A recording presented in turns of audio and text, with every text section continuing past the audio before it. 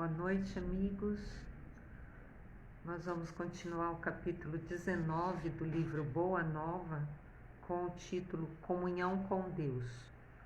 O apóstolo João tem um diálogo com Jesus, onde estabelece alguns critérios, alguns parâmetros com relação à forma de manter a comunhão e a fidelidade com Deus através do processo de oração, de prece.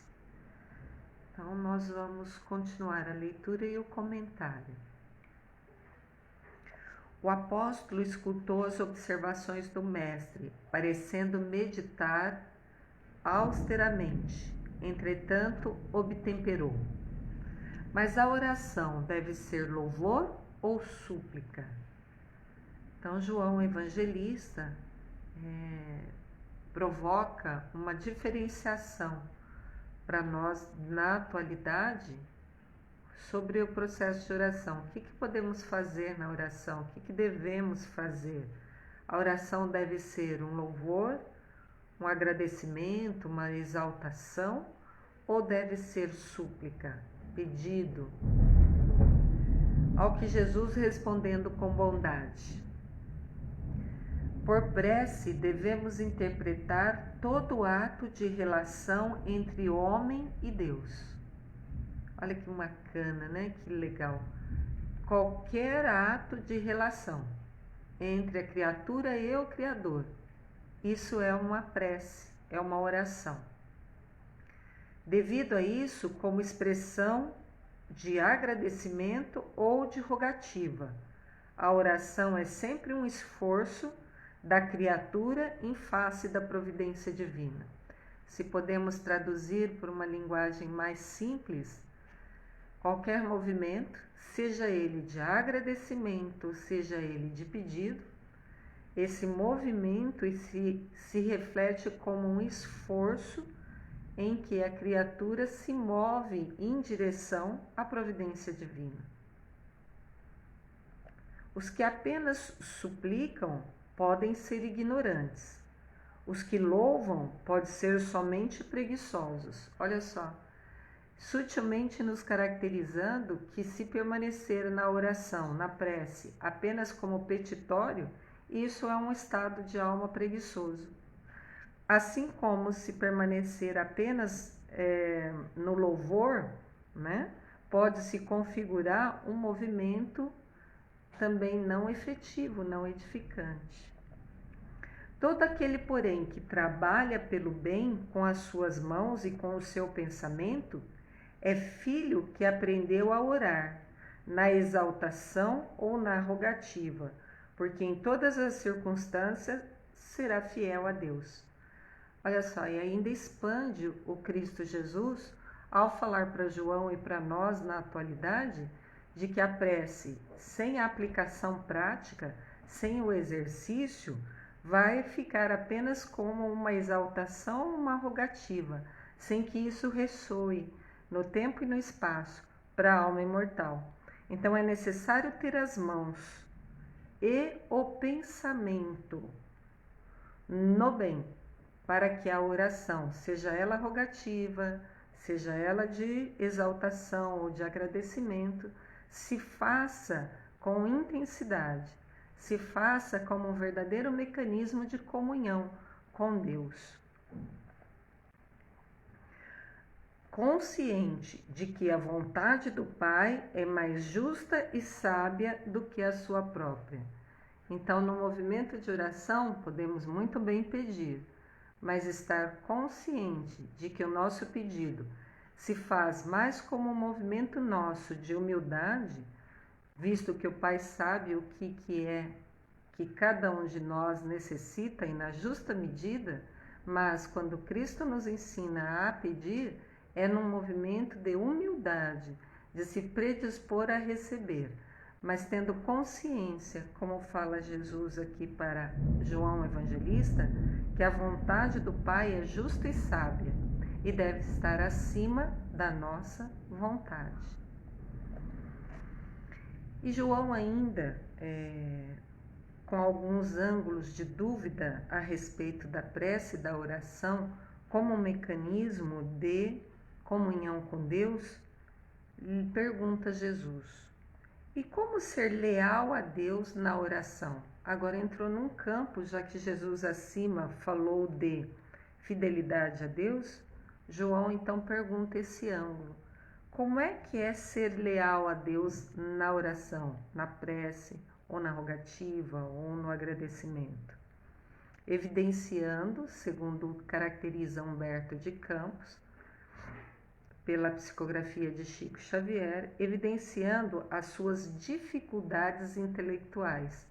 Então, nós verificamos aqui com relação ao apóstolo João, um apóstolo relacionado ao campo do sentimento, mais do que ao campo da razão, dos raciocínios bastante elaborados. A prece já não representa em si mesmo um sinal de confiança? Olha só, até que a pergunta reflete no que João mostra de dificuldade intelectual, reflete uma precisão naquele paradigma de lealdade a Deus.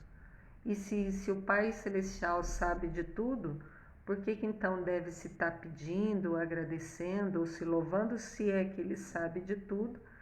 E como isso, esse movimento de oração, refletiria a lealdade, já que por si só o fato muitas vezes de se postar pela oração, segundo João, já é um sinal de confiança. Aqui Jesus, com serenidade imperturbável, lhe retrucou: será que também tu não entendes? Não obstante a confiança expressa na oração e a fé tributado à providência superior, é preciso colocar acima delas o quê?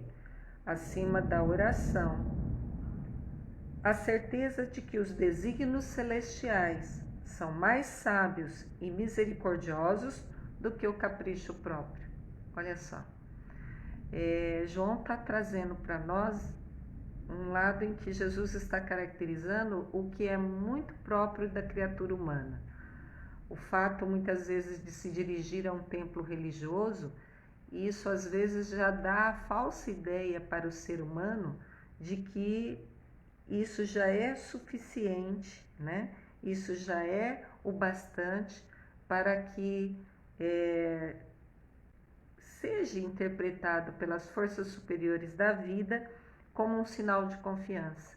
E Jesus está aprofundando ainda mais esse conceito de oração e de prece, quando nos fala aqui que mais do que o movimento externo, seja de se postar num templo, no local, ou seja, de alguma forma estar ajoelhado ou estar em pé, que mais do que isso, o que importa é a questão da fé.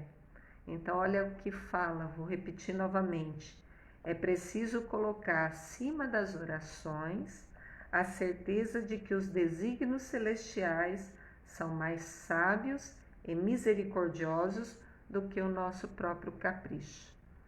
Então, quando nos postamos em estado oracional, seja trabalhando, seja se dirigindo ao trabalho, seja estando no meio de uma reunião, seja no seio da família, seja no nosso momento de descanso, mas quando nós nos colocamos, né, acima, né, da prece articulada pela fala ou da postura externa, mas acima disso tudo, a certeza de que os desígnios são sábios e misericordiosos, acima até dos nossos quereres, dos nossos pensar, isso é realmente um movimento de oração, com fidelidade a Deus, com lealdade a Deus, ou seja, no próprio ato de pensar, de sentir e de agir, nós já estaremos em processo oracional, não necessariamente precisando ficar numa posição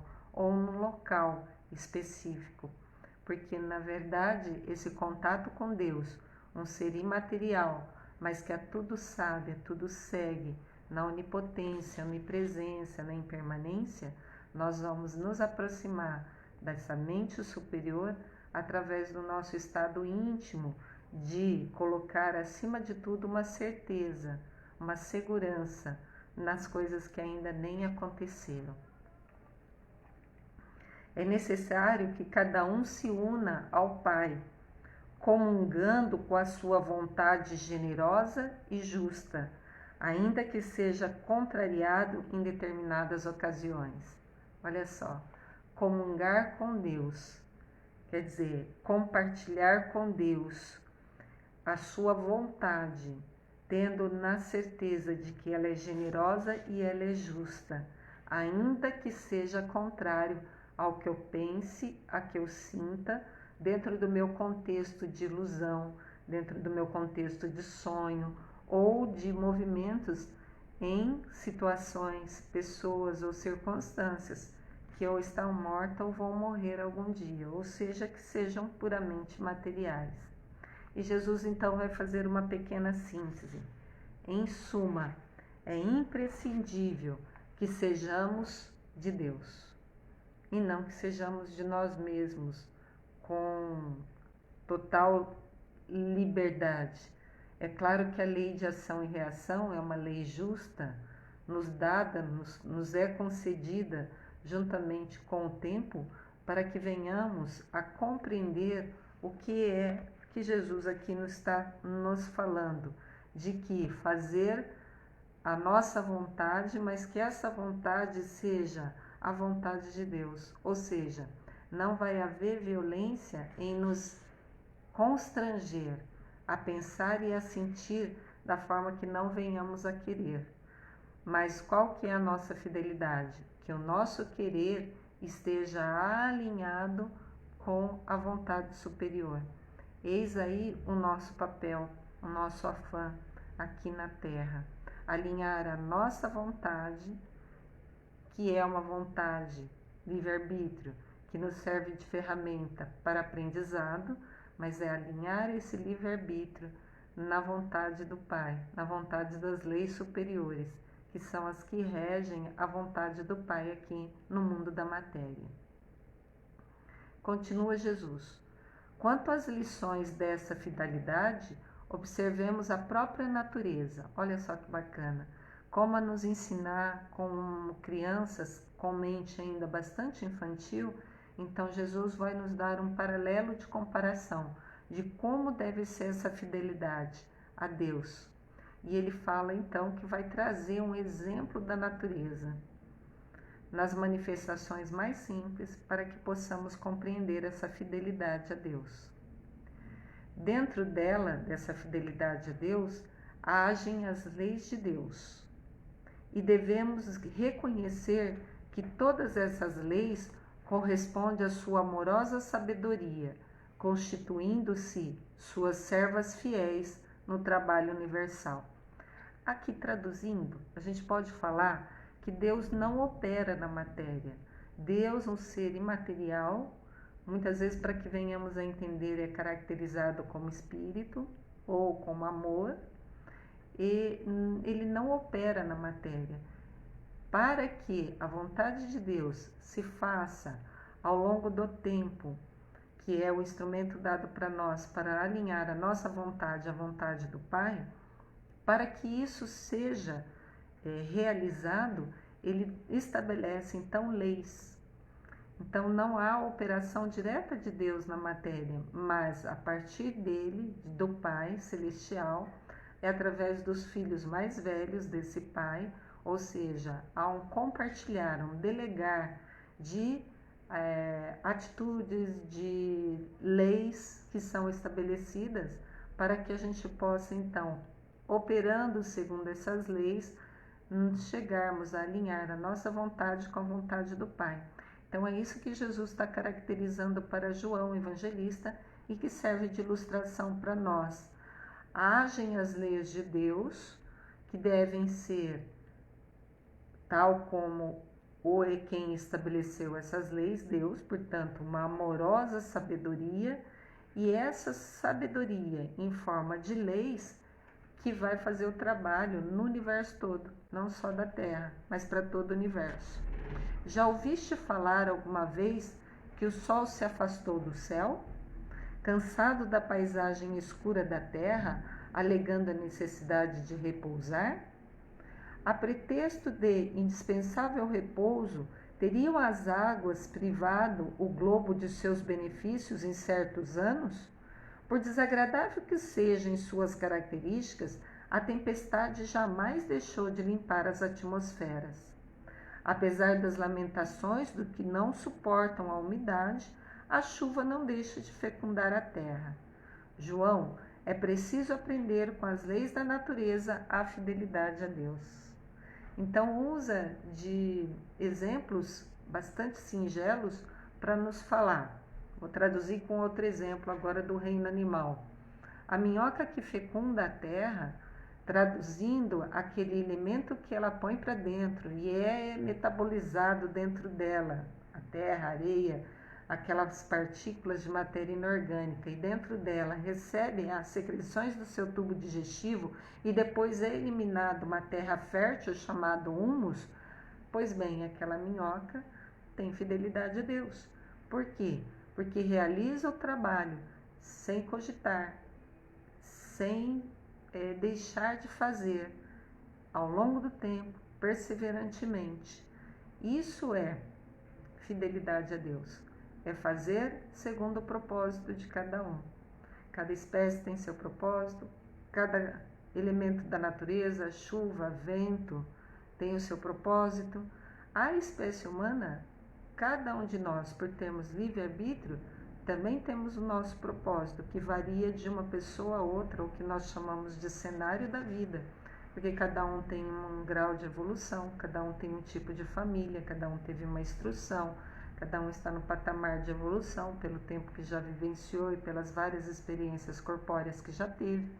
Então, cada um tem um cenário onde atuar, mas o fato que predomina em todos é o fato de que ser fiel a Deus é executar o que já conhecemos do seu Evangelho sem cogitar se deve ou não, apenas seguir o que já tem de conhecimento em forma de consciência desperta. Porque, segundo o Livro dos Espíritos, Deus habita em nós na consciência.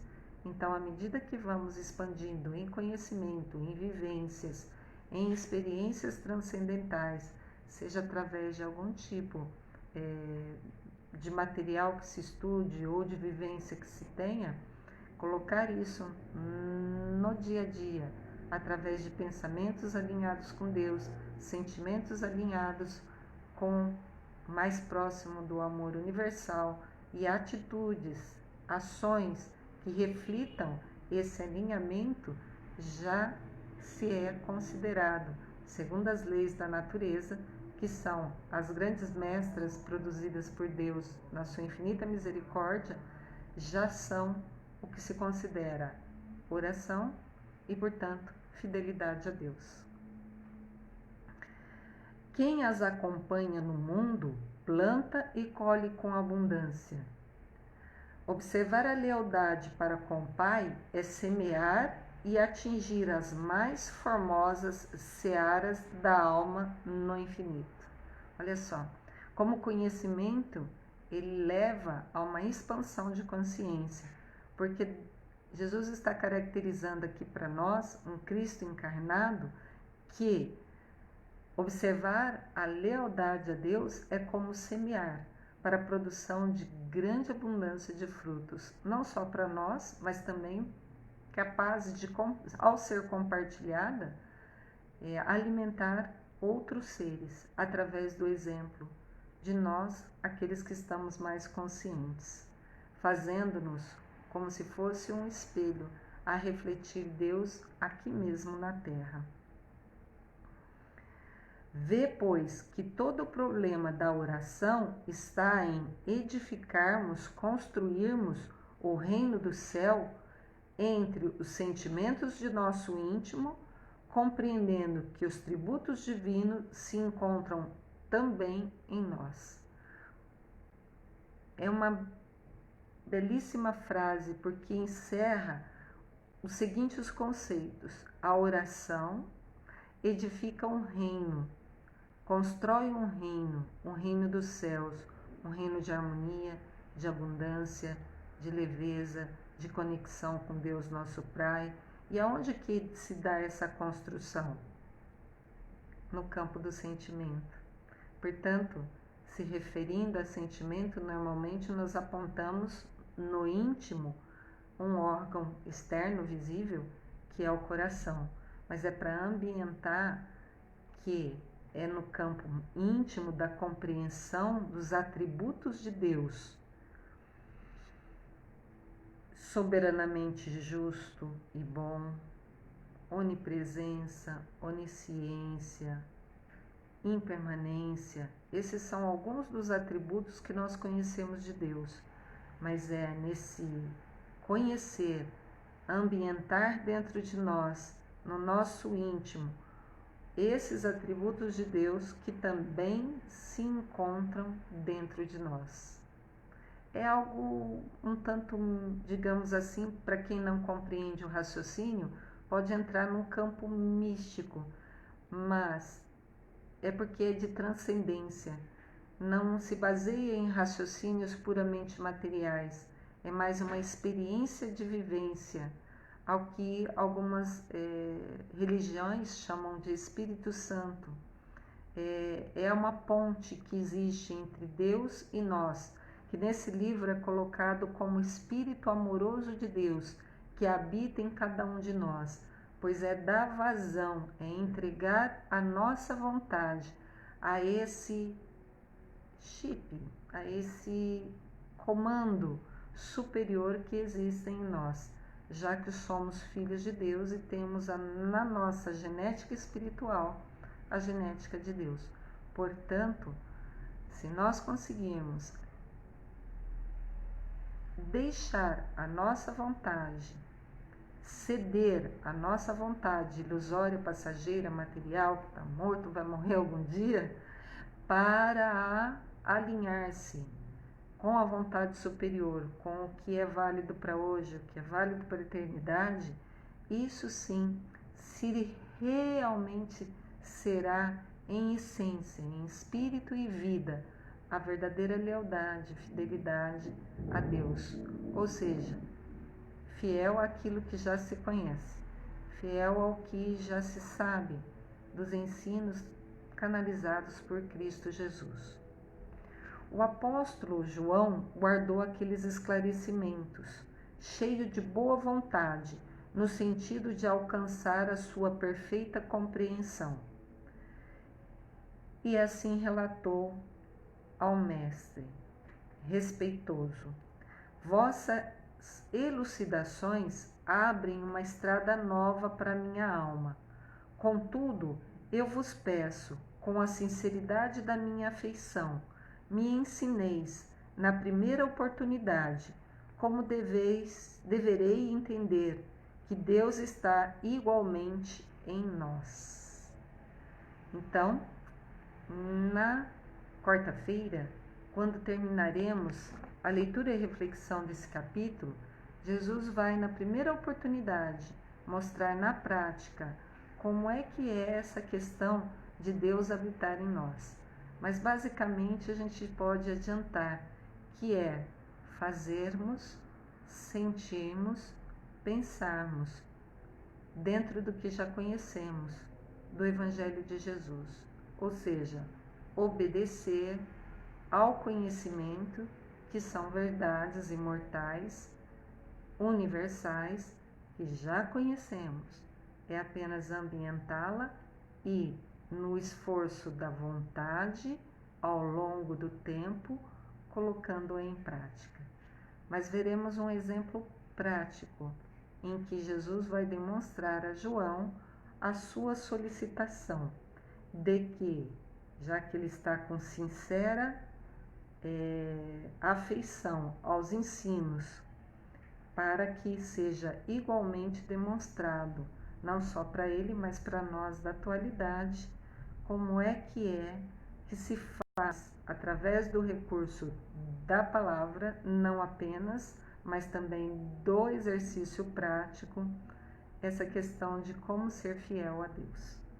Então, o Messias fixou em João um olhar translúcido e deixando perceber que não poderia falar mais, ser mais explícito, porque já tinha chegado no cume dos recursos da palavra, apenas prometeu a ele que na primeira ocasião demonstraria o que é fidelidade a Deus.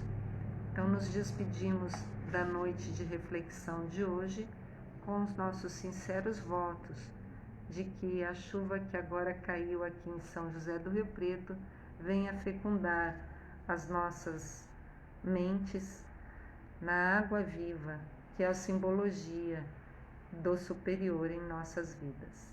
Bênçãos de paz e de alegria a todos.